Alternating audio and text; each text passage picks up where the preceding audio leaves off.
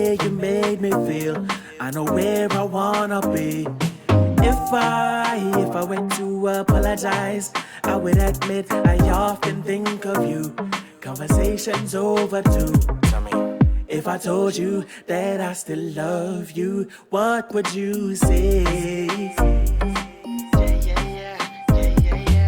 And if I told you that I still care, would you push me away? There's just something about you.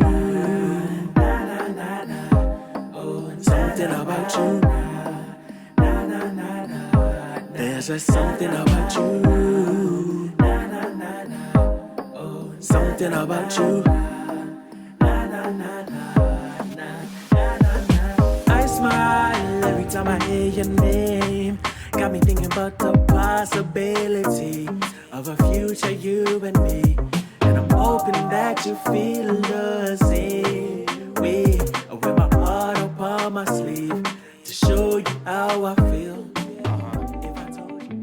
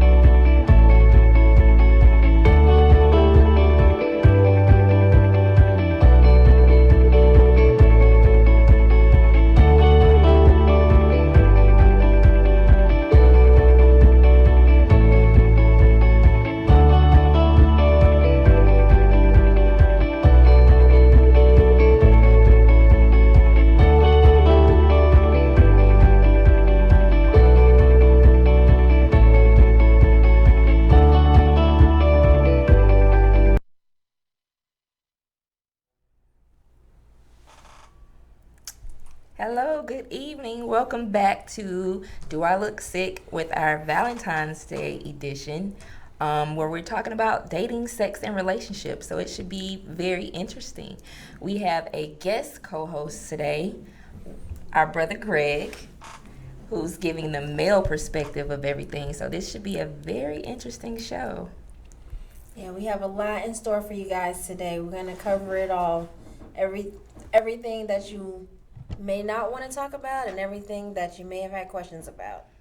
And things that we need to talk about within this topic. So let's get started. Right, let's get right into it. Dating with sickle cell. So when do you guys think it's a good time to tell someone that you're dating that you have sickle cell? I'll let Greg go first since he's a guest. Okay. I would say maybe 6 months into the relationship. Why wait? Why so 6 late? months? Yeah. I need to make sure it's worth it. Like, I don't want to be talking to somebody like 2 months and then y'all stop talking. So, are you here for the long haul or not? Yeah, and I think with me, I'm a little different. I kind of want to tell them up front. Maybe not on the first conversation, but in the first few conversations or encounters. And for me, that's to save time and emotions. I don't want to be invested in really liking them, and I'm like, hey, this is what's going on with me, and they're looking at me crazy and can't deal with it. Let me know up front so we can save both of our time. So that's my perspective. Well, I don't actually have like a timeline like 6 months or 3 months or whatever, but I am like Greg. I don't tell up front. I have to see if it's worth it, if I really like you and what I like you for. Like, it may end up that I only like you as a friend or I only like you as an associate. So in that case, you don't need to know my personal business. Yeah. So if I see a future with you, then I'm like, okay, now I have to tell. So sometimes that could be 3 months, sometimes it could be 6 months, and sometimes it could be never. That's funny. And I guess the pros and cons with that, well, for me, even if I tell them up front, if you decide you can't deal with it, thank you. You're the weakest link. Goodbye. That's cool. Yeah. That's fine. And let's just get that out of the way now. Like I said, versus opposed of our feelings getting invested and they're like, oh, I can't deal with it. So That's my way of dealing with it, and why I say something so early. And now that I'm in the advocacy, that question seems to come up of, well, how are you so invested, or what makes you so close to it, or do you have it? They'll just come out and ask. It does come up a little bit more often now because I'm constantly speaking about it. Yeah. So, but I might just be like, it's just near and dear to my heart. And still not really say anything until I feel you out. But I guess there's pros and cons both ways. Like, if you tell them up front and they can't deal with it, you've saved yourself a lot of time. But if you wait and then they can't deal with it still, and now you've invested all this time and energy and you really like this person, and you find out that they're not ready for the type of relationship that you need or that you want, then you're sad by that. Have you guys ever dealt with a person who decided not to deal with you, knowing now that you told them that you have sickle cell? Yeah, that has happened to me. My feelings were hurt at first, but at the end of the day, I was just kind of like, well, I guess it saved us both time and effort, so it didn't, it's more efficient to see. That's how I look at it. Right. Yeah. Exactly. I've never been in a position where someone has decided not to be with me afterwards, but I have been in a situation where I've been upfront about it. We've been together for a while, and then like a crisis comes, and they're like, oh, wait a minute, I didn't know it was like this, and then they can't handle it at that point. So that, I think, was more disappointing than me telling them up front and them saying, that they couldn't deal with it then. Yeah. But this is the situation. I've explained it to you. And you don't really know until you know. Like, you don't know until you go through your first crisis with somebody what, if you can handle it or not. Right. And that's, I think, one of the things that scare me is if something happens and they're like, whoa, I didn't realize it was like this. So I kind of want to have that conversation in the beginning. So now, do you think that people with the disease or the trait should date each other? No. No. I don't think so. No. Well, let me amend that. So, okay. No, I don't think if you're in the childbearing age, I don't think that you should date unless you plan on adopting or something like that. I don't think that people should date if they plan on having kids with each other. I agree with that. And I think for me personally, it's a lot for me to deal with, and it's a lot for my family to deal with. So having that other person with sickle cell, I think it's adding more pressure onto both of our families. Yeah. And I personally don't want to do that to either of our families. So that's also my perspective with it. And then I think about what my needs are as someone who lives with sickle cell, and then I wonder, am I able to give someone the same type of things that I expect? Like, if he's going through a crisis and I'm going through a crisis at the same time, how can I really be there for him in the way that he needs me to be there for him? Exactly. And I've heard the debate about another person with sickle cell knows exactly what you're going through. So in a sense, you don't have to explain what you're going through because they already know. But to me, I'd rather teach them how sickle cell works with me and how I need the support or how I need the help as well. I'm more open to dating someone with the trait now that we're the kids may not come, so I'm okay with dating someone with the trait because they don't have the problems that we have, of course. Right. And they still have a little bit more education, hopefully, about the trait, disease, or what have you. So I'm open to dating someone with the trait, but we'd adopt if we want kids. Yeah. What do you think, Greg?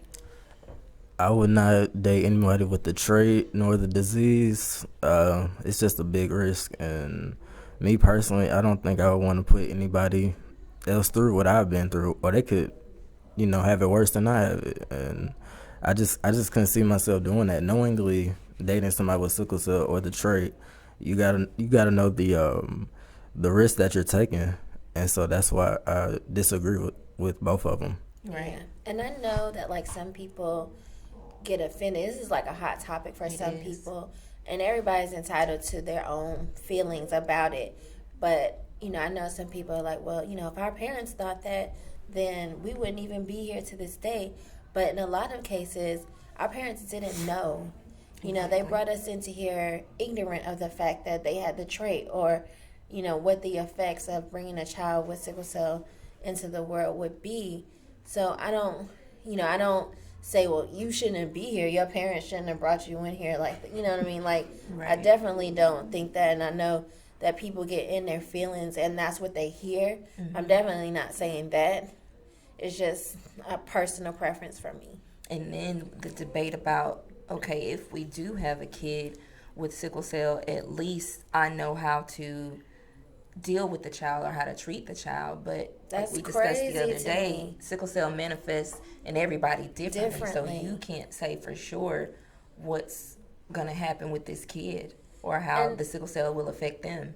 Okay, so I'm a parent. I'm the only one here who is a parent.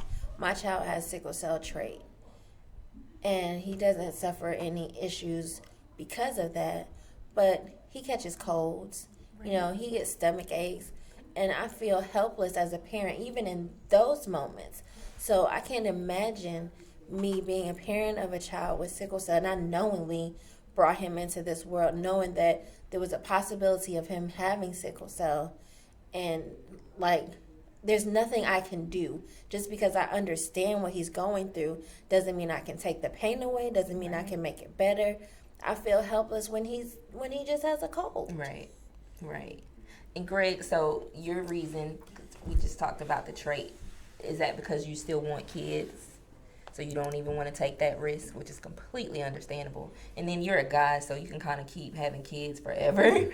And women, we kind of have an age limit, so that's why I was like, well, now I'm open to dating someone with the trait because, kids are off the table. But since you kind of can go on forever with having kids. She said forever. You can have kids in your 60s as a man, you know what I'm saying? Not that you would want to, but that option is there. So is that why you decided against someone with the trait, or it's just no? It's just an automatic no for me. Okay. And like the way I grew up, like my mom, she was very adamant about me when I used to attend camp. She was just like, I don't want no sickle cell babies. And right. I was like, okay. And then, I was younger, so I didn't really understand. But as I got older, then I started to see people with it, and I started seeing the struggles that they're going through, and they can't really get through normal everyday life. So right. I wouldn't dare put myself or my child in that predicament, or my family. So that's why I'm against it. I get it. That's completely understandable. Yeah. So once you're in the relationship, how soon do you ask your partner to go get tested? Like, is that before y'all become exclusive or official, or like when do like if they don't know their status already? Yeah. If we're in a relationship, by chance, we've probably have already talked about it. But I think when it comes down to when we begin a sexual relationship, that's when that conversation comes about, because, there's a risk anytime you lay down with somebody. So I think that conversation should be had as soon as possible. But like, I feel like yourself and your partner. So, if they want to have kids, then that's, if y'all working towards that goal or something, then y'all should discuss the possibilities of if she has the trait, or vice versa if the male has the trait. So right. That's my take on that. Well, since I'm no longer having any more kids, I may not bring that up. Like, I may not be like, you need to be tested. It would be good to know, but it's not necessarily like a hard line for me, right? Because I'm not having kids anymore. I'm through with that portion of my life. I think for me, it's still out of curiosity and also to kind of educate them on their status. So I think I don't know when I would ask. I never thought about when.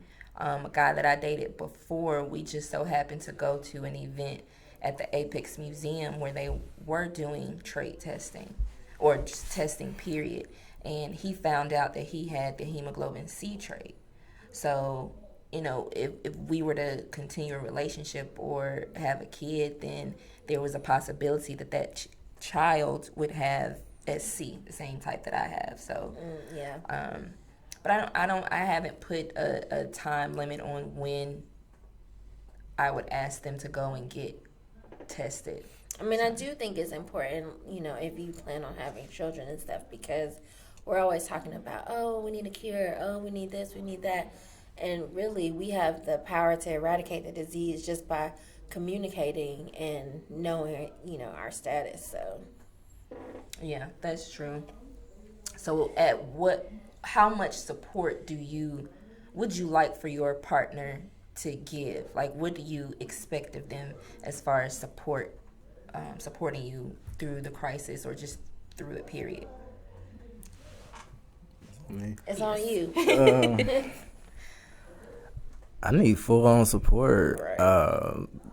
Sometimes, the crisis can be a little bit tougher than the one before, or you might just mentally need that person in your ear to, give you that boost.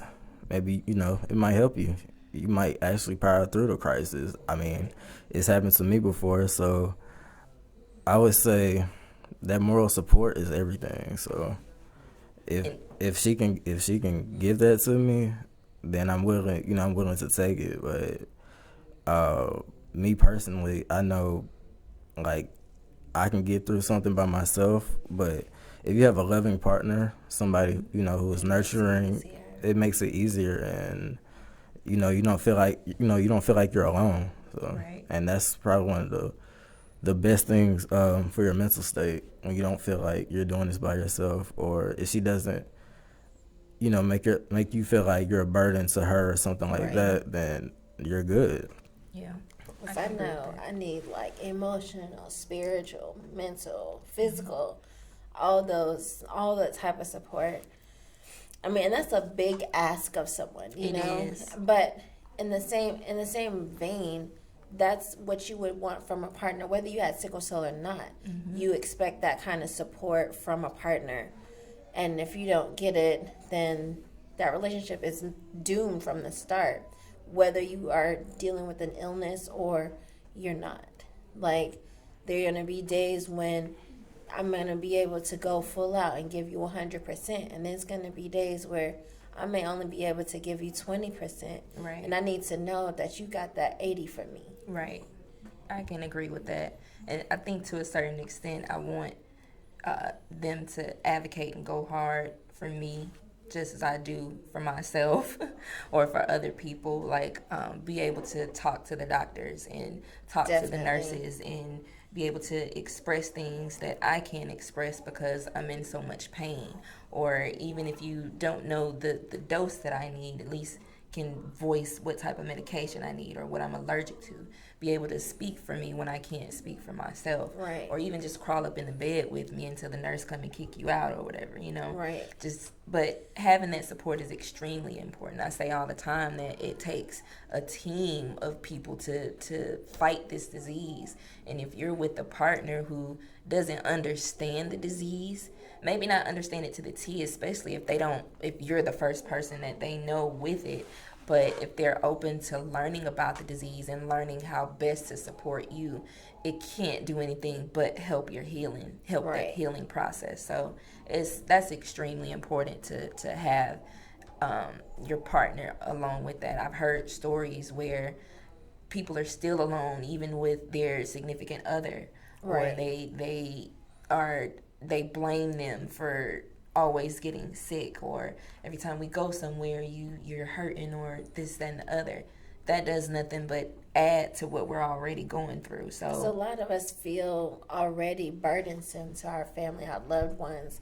So if you're in a situation, in a relationship where someone is even, compounding that feeling of you being a burden, that's unhealthy. It is. That's unhealthy, mentally and emotionally.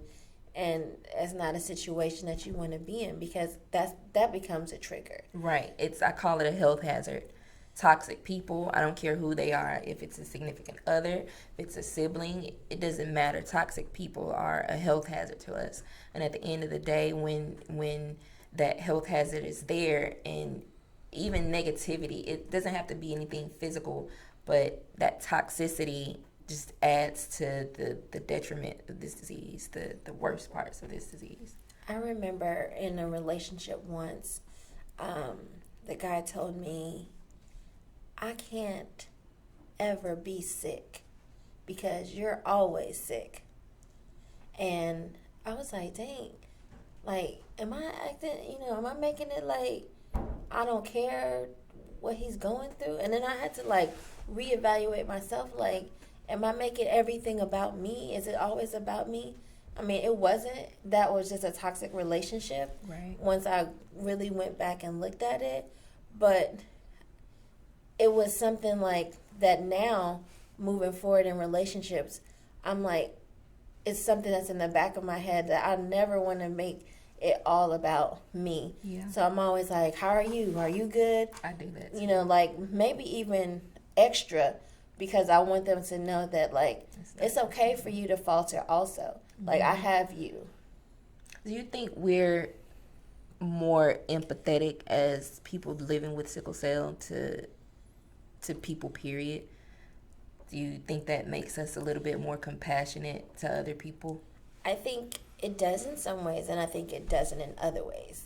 Okay. And let me explain that. Like, so I might be on Facebook and read somebody's like, oh my God, I'm dying. I have a cold. I can't live today. And I'm like, it's a cold. Are you serious? It's a cold. So I don't have a lot of compassion for stuff like that. Okay, yeah. But if it was something like, oh my gosh, I found out that I have to have my leg amputated, something that's so outrageous, but something like that. And I'm like, oh my gosh, I'm so sorry. Like, I really feel for that.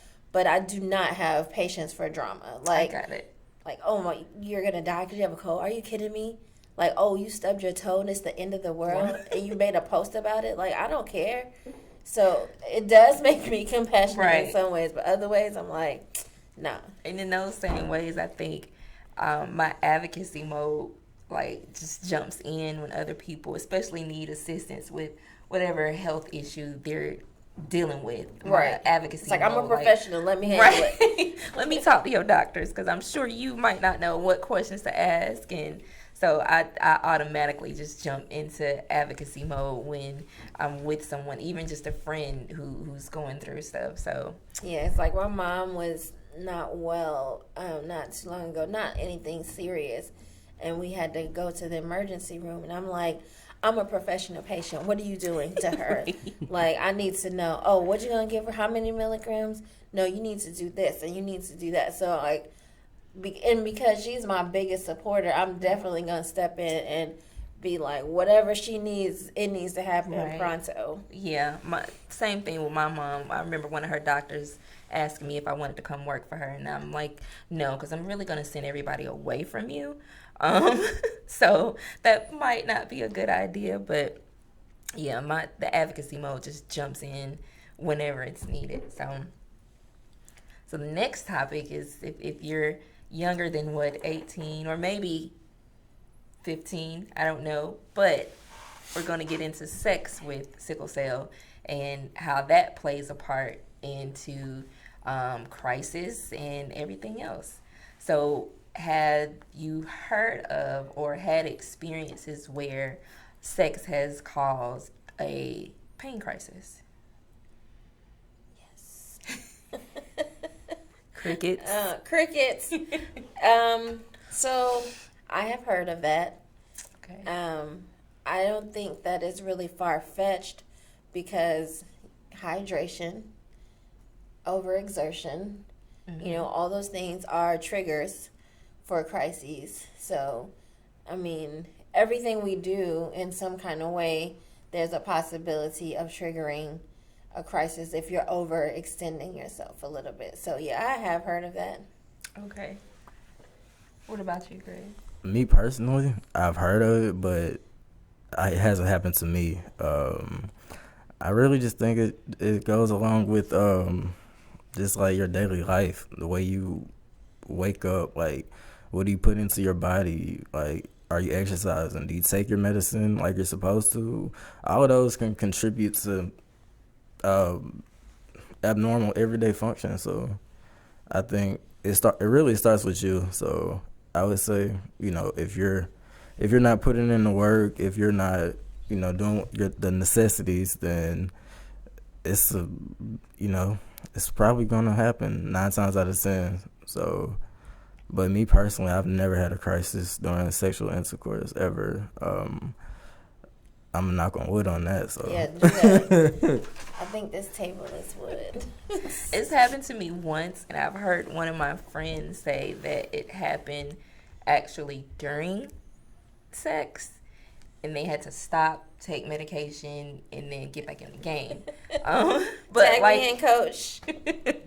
But like anything else, like you guys said, preparation. If you know that you're already hurting beforehand, because I know a lot of times that even though we're hurting, sometimes we want to be booed up. We still want that. So just take the medication, drink lots of fluids, and that's that. You got to figure out, and your partner has to also be understanding to that as well. Yeah. And not add to the situation, given that the situation is delicate, but that communication has to be open. And I think like people who deal with AVN though, Right. I think they probably have to be real creative. Yeah. To say the least. Definitely, if you're dealing with joint problems like the hip replacement, the knee replacement, the shoulders. I mean, just depending on how you and the boo are getting down, you might want to figure out some positions that work best for you that isn't causing additional pain. Hey. So, but I think that's important. It is important because honestly, you want to live like A normal person. Yes, because we are normal, quote unquote. Normal I'm not person. normal, and I'm okay not being normal. Well, I'm we're just completely weird, okay. but that is our normal. So, you want to engage in the stuff that everybody does. You just have to find your workaround. As with anything, Right. find your workaround. But yeah, I wouldn't want you guys to think that sex is not a trigger, because I've had people ask me that before. I've Just had send people questions in my ask me. inbox. I mean, it's as a personal question, so I just kind of look at them like, "Are you seriously asking me that?" Because I have pulmonary hypertension, and so sometimes I can't breathe. So people be like, "Well, so how does that work?" I'm like, I you know didn't what? think about that. Don't worry about how that works. Right. Oh, I think we have a caller. Let's see who's on the line. Okay. You're on the air with Sickle Cell Awareness 365. Hi, ladies. Hello. Hi, how are you? I'm good. This is Tabitha from Memphis. Hey, Tabitha. I just wanted to chime in on the conversation today. Okay. No, you should not date or procreate with someone else who has sickle cell disease or trait. Why? What would be the purpose? If we already know that we're going through so much and we face certain discriminations and we don't get treated right, if we complain about that in one breath, how can you say that it's okay to date and procreate with someone in the next breath? It doesn't make sense. Agreed. I totally agree. I mean, think about it. If you can prevent your kid from having cancer, you're going to do it. Right. If you can prevent your kid from having lupus, you're going to do it. So why not prevent your kid from having sickle cell disease? It's an easy choice. Just don't have babies with somebody with sickle cell disease. It's that simple. Yeah, I agree. I totally agree. You got 100% agreement on Right. that one. No detractors and here. You know what? When I say that, I get a lot of pushback because a lot of people feel like it's not a big issue. But It's a if huge I'm dealing issue. with this pain, if I'm dealing with this this suffering, or if I'm feeling some kind of way, surviving with sickle cell disease, why would I want to put my children through that? Right. I don't want to bring anybody else into the world. People get dealing with really this. sensitive about it, like They you're do. physically coming for them and their life. But we Right. all, like I said, we talk eradication. This is it. This is how you eradicate the disease. Want to stop Exactly. it? Let's stop it there. It's about awareness and education. It's a simple choice. I mean, Yeah. based on personal experience, I've dated and been with someone who had sickle cell disease, and it just didn't end well because we knew that we both wanted children and we wanted to adopt. And there's no way that I can have children and be safe and secure knowing that my mate can take care of our family if something happens to me, because he's dealing with the same things I am. Right. Which I understand is one of the reasons that brought us close, because we both are dealing with the same beast.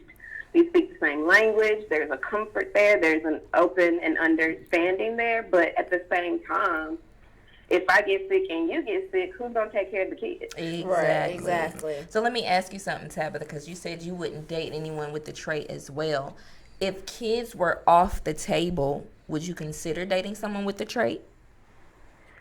I probably wouldn't do it unless the circumstances were so phenomenal and this man proved to me that he could handle business if something did happen. I just couldn't do it. Personally, it's a no for me. I'm sorry, sis, no. Okay. No. It's okay. You gotta be sorry. Right. No, Okay. Fab can't do it. Cool beans. Well, thank you. Do you have anything to add to the sex with sickle cell? Any extra tips besides hydrating, pre-medicating, finding a position, whatever? So for me personally, and I hate to say personally, but I'm giving y'all my spiel.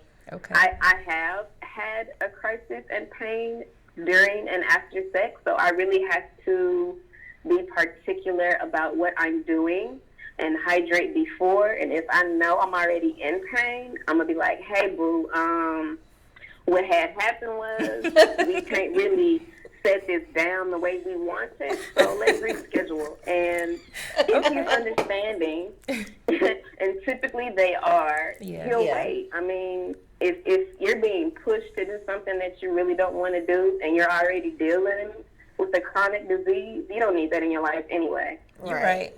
I can completely agree with that. Awesome. We are all on the same page here. Thank you so much for calling and giving us your opinion. No problem. You guys are doing so awesome. I just wanted to let you know that. Thank you. Thank you. I did it. Awesome. So yeah, that was pretty good. I completely agree with her.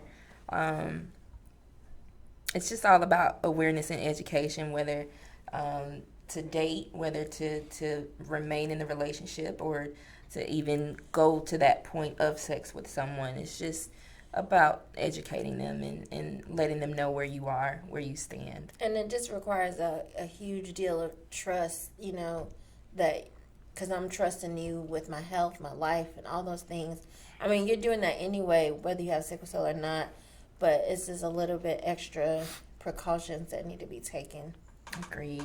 I think that should come up with the conversation with, you know, okay, let's see what your STD report looks like. Just throw that trait testing STD test, right. like all of those. Yeah, it needs to be all in that conversation. So we have another caller. Okay, awesome. You're in the air with Sickle Cell Awareness 365. Hi, I was calling I wanted to ask a question, get you guys' opinion. Okay, go ahead. What do you hope is the outcome of telling someone you're dating that you have sickle cell? And do you ever have any fear about it? Well, I always hope the outcome is going to be positive. Right. Like, I hope that they're going to be like, okay, boo, we got this together. Right. But there is always that fear that maybe they won't take it that way. Right. I can agree with that. The same is for me. And honestly, I would want, because my mindset about trying to take care or take control of the disease, I want them to help me do that. So for instance, with my eating, if I know I'm cutting back on certain things, not to say that they need to change their diet too, but they also need to be understanding of that. And if they decide to cook that day, then keep in mind that maybe I'm not eating steak or pork anymore. So they need to kind of join in on the fight with the disease. If they can't, and if they're a hindrance, then it won't work. So, and like Jennifer said, that fear is there that they won't, or they'll just walk away from it. So, what about you? Well, it is a fear of mine. I've always had concerns about when to disclose it. Okay. What about you, Greg? What outcome do you want? Or what do you expect? I would expect them to be understanding, show a little bit of empathy, but I wouldn't want anybody to, I guess you could say, feel sorry for me. Right. I just want complete understanding, and we could, be on one accord with the entire situation, and then I could get that support from that person. That's all I want. That makes sense. Well, that was a really good question. It was. Thank you for calling. Thank you for calling. We appreciate you watching. Thank you. I really love the show. Thank you. Keep it going. Keep it going. Thank you. Thank you. Thank you. All right. Have a good day. You too. So another topic sometimes and this kind of ties into everything, with having crisis induced by menstruation, as well as one of the questions I think we had about priapism. Oh, wait, hold on. There's another caller. Okay. You're on the air with Sickle Cell Awareness 365. Hi, guys. Hey, how are you? This is Taylor. I am good.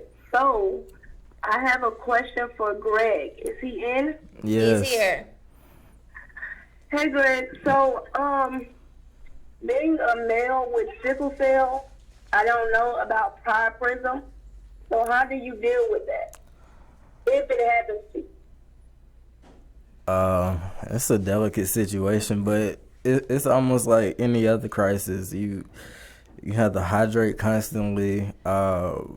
Sometimes maybe like showers work. Just trying to relax. Like I said, it's almost like any other crisis, but it's a lot more. It's a lot more delicate, and a lot more goes into it than just okay. I'm gonna sit down and watch TV or something like that. Like you gotta. Like I said, you gotta hydrate extra hard when something like this occurs. No pun intended. So if you don't have, okay, let's say you took the medicine and the medicine don't work for priapism. Okay. Then what? You would hope that you don't have to go to the hospital, because when you do have to go to the hospital, it's not gonna be fun. You're gonna have to. They're gonna get a needle, and they're gonna insert that, into your penis, and they're gonna have to extract the blood, and that just sounds painful. So it sounds painful. I don't even have a penis. Yeah. So me and Taylor spoke earlier, and one of her questions was if you've had sex through the priapism. Yeah, have you ever had to do that? Yeah. Does that work? Yeah, I have, and no, it does not work. It makes it worse, actually. Wow. I was like, maybe this will work, and it was a fail. I just ended up was like, you know what? I just need to go to sleep. I can't deal. So. Wow. Yeah, it was. It wasn't the smartest decision, but during that moment, you don't really know exactly what to do, and all your common sense goes out the window. So you just try any and everything. It's interesting. And that was a good question, Taylor. That was a good question. Well, thank you for that information. You're welcome. You are welcome. Thanks for calling. Of course. You have a good one. You too. Yeah. Another thing that we spoke about earlier is I've heard where women have I don't even know the proper term for it, but it's like priapism, but it's with the clitoris. I have heard that. I've heard of it. Thank Very goodness. like small circumstances. Like I've not heard it like widespread. Me neither. I haven't really heard of many people dealing with that. I'm pray to God that's not one of my experiences, but apparently, anywhere that blood can flow, it's likely. I've had one in my butt before. I've had a crisis in my butt before, so anywhere that blood can flow is likely to have a crisis. So yeah, anything you guys want to add about sex, dating, and relationships with sickle cell? I think we covered a lot of things. Mostly just prepare yourself for everything you do. Hydration is always key. And honesty and communication and relationships is key also. And, just keep those lines of communication open with your partner and don't hide from them. Like once you get to the point where you have told them and you are depending on them, you want that to be like the first person that you call in a crisis situation. So if you're in a situation where your significant other is not someone who that's the first person you can call, maybe you need to reevaluate that situation. Right. And be careful of people and how they deal with it. Meaning, I dated a guy once before that would go into panic mode when I had a situation. And him being in panic mode didn't help my situation because now I'm dealing with what I'm dealing with, and now I have to calm you down. Right. And it just takes away from me trying to get better myself. So that has to be weighed as well, how they react or how they respond to you being in crisis or you having your moment. So, and sometimes you just have to tell them that, like, this is what's going on. I need you to be calm. Like, yeah, sometimes people don't understand what you need in those situations, and you're going to have to, like, actually tell them what you need. Like this, one of my best friends, when I met her, she knew nothing about sickle cell. Mm-hmm. And she came to my house to stay, like, the weekend, and I wasn't feeling well. I was actually feeling really poorly. And I was like, look, this is what you need to do. Right. Like, I even wrote it down for her. I'm like, if I do this, do this. If I do this, do that. Call this person. Like, and me giving her that information up front, it helped, and it made the whole situation easier. And then she went on her own and started doing a lot of research about sickle cell to understand it better. That's a good idea. That's something that really good to take away. Just with anybody, especially if they don't know anything about sickle cell. Because like you said, people don't know how to help. They feel helpless and they can't take away the pain. So having that like guideline or to-do list of things when you're in a crisis is extremely helpful. I never thought about that. Yeah. So yeah. So this has been rather enlightening for me, and I want to thank Greg for coming through and blessing us with some male energy here. Right. Balance it out a little bit. Yeah, just a little bit. We also do want to give a thank you to our sponsors, though, because they've been supporting us.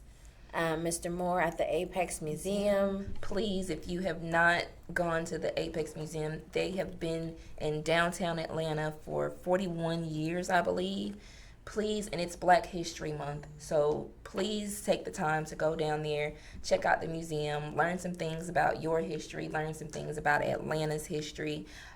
It's absolutely amazing in there. And tell Mr. Moore that we sent you. Yes.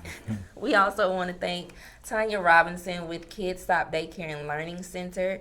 She is awesome. That center is awesome. She allows and opens up her space for us to have relief drives, the trunk or treat, different activities that we have at her location.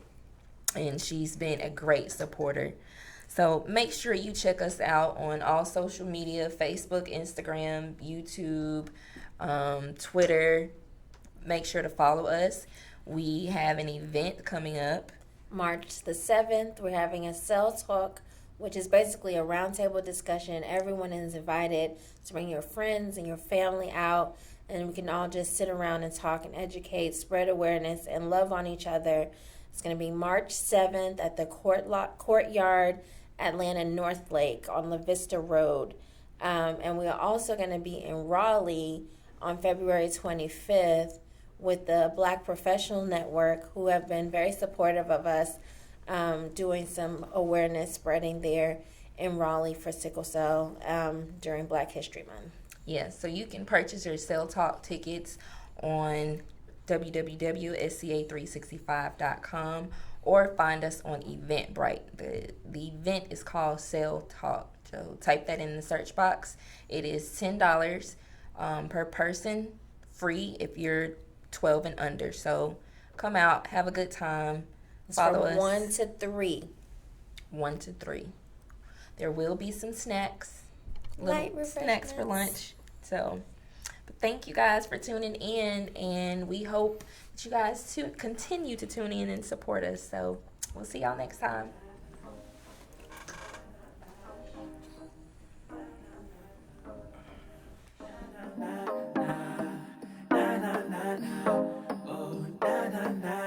Oh yeah, I see sunshine every time I look in your eyes, reminiscing about the way you made me feel. I know where I wanna be. If I went to apologize, I would admit I often think of you. Conversations overdue. Tell me, if I told you that I still love you, what would you say? And if I told you that I still care, would you push me away? There's just something about you. Something about you. There's just something about you. Something about you.